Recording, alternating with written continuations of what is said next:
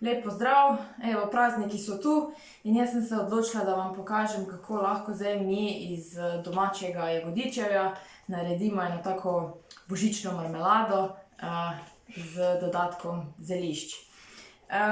Mi smo imeli letos kar lep pridelek aronije, nekaj mi jo je še ostalo, zato sem se odločila, da vam danes pokažem, kako bom naredila marmelado z dodatki, bom rekla, mešanico zelišč.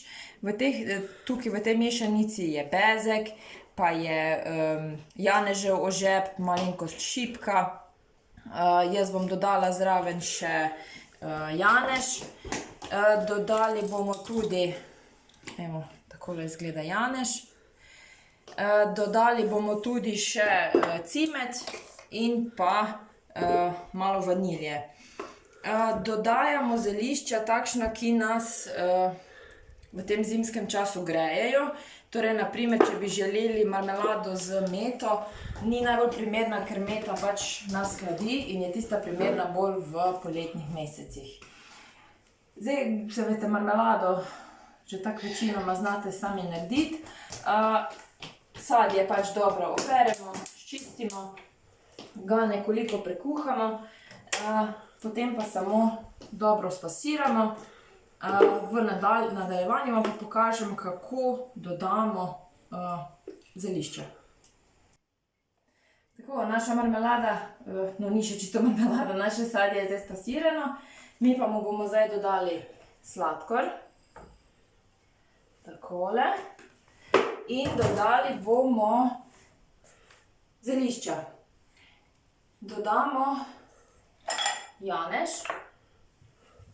In jaz dodam to v takšen kavni mlinček z dodatkom sladkorja. Počakaj še malo.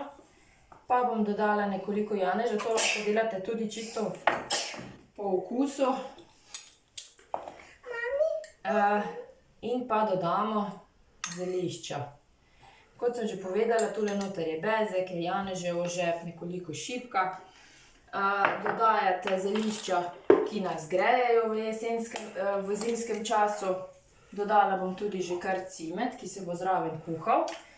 Zdaj pa to čisto preprosto zameljamo v stavnem mlinčku, zato da pač ne okusimo tistih večjih delov zelišč.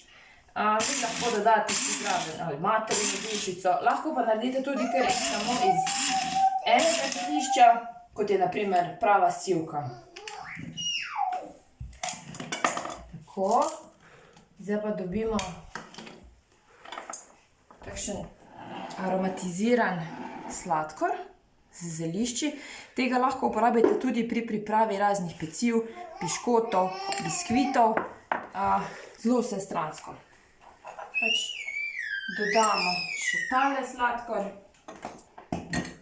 potem pa vse skupaj malo vanilje še bom dodala. Taka res prava božična marmelada. In škemo,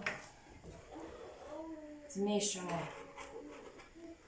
in pač kuhamo, dokler marmelada ne začne želirati oziroma dokler ne pusti sledi na kuhalnici.